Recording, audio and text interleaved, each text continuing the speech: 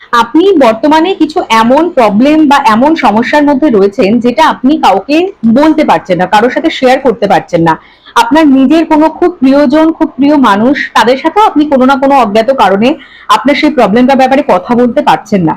আজকে এই ভিডিওটা যদি আপনার কাছে এসে থাকে, তাহলে ইউনিভার্সের তরফ থেকে আপনার সেই প্রবলেমটার আউটকাম বা সেই প্রবলেমটা সম্বন্ধে ইউনিভার্স আপনাকে কি মেসেজ দিতে চাইছে এই ভিডিওতে চট করে আমরা দেখে নেব।